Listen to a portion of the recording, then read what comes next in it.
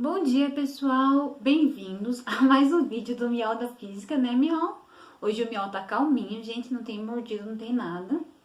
Só tô mostrando eles pra vocês dizerem um oi, matarem a saudade desse Miauzão, coisa mais fofa do mundo.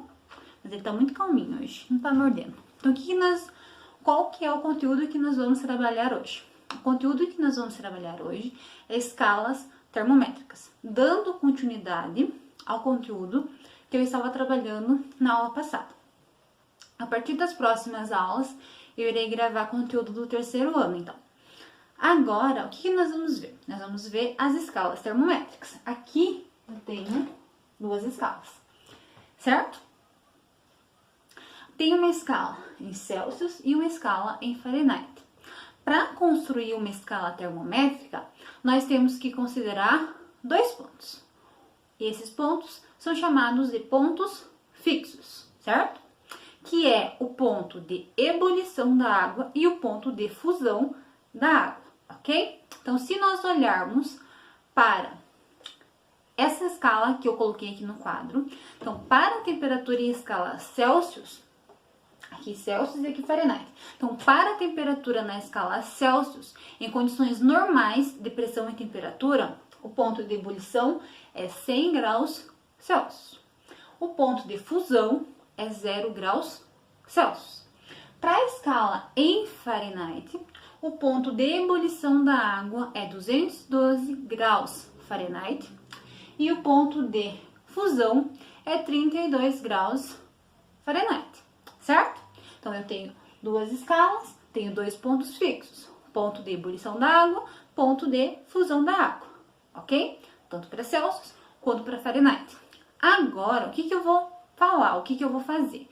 Para construir essa escala termométrica, eu preciso encontrar uma relação entre essas duas escalas.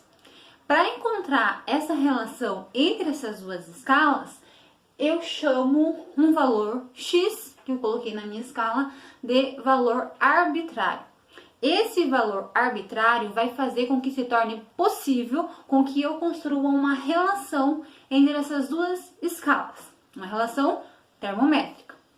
O que eu vou utilizar, então, para construir essa relação? Eu vou utilizar o que nós chamamos de Teorema de Thales. O que o Teorema de Thales vai dizer para a gente? Ele vai dizer que esse ponto aqui, que é o ponto arbitrário que eu escolhi, que eu chamei de T, mas que eu podia chamar de teta, alfa, beta, gama, x, y, o que eu quisesse chamar, esse ponto arbitrário vai estar para a fusão, assim como o ponto de ebulição vai estar para a fusão. O ponto arbitrário que eu escolhi vai estar para a fusão, assim como o ponto de ebulição vai estar para a fusão. É isso que esse teorema diz. Se eu tenho, então, essas características do teorema, eu posso igualar as minhas escalas. Então, eu vou ter que o ponto arbitrário em graus Celsius menos o ponto de fusão dividido pelo ponto de ebulição menos o ponto de fusão. Menos o ponto de fusão. O ponto arbitrário lá do Fahrenheit menos o ponto de fusão dividido pelo ponto de ebulição menos o ponto de fusão. TC menos 0 dá TC. 100 menos 0 dá 100. TF menos 32, não vou mexer. 212 menos 32 dá 180. Então, se eu chegar nessa relação aqui, significa que eu já encontrei as relações das escalas termométricas, certo? O que você vai fazer agora? Eu vou simplificar a minha equação. Então, eu vou achar um número, um múltiplo, com que eu consiga dividir os meus dois denominadores, porque a parte de cima vai continuar igual, não vou fazer nada. Então, qual número eu posso dividir? 20, né? É um múltiplo que pode dividir o 100 e pode dividir o 180. TC vai continuar igual. 100 dividido por 20, 5, igual. TF menos 32 dividido por 9, porque 9, 180 dividido por 20 dá 9.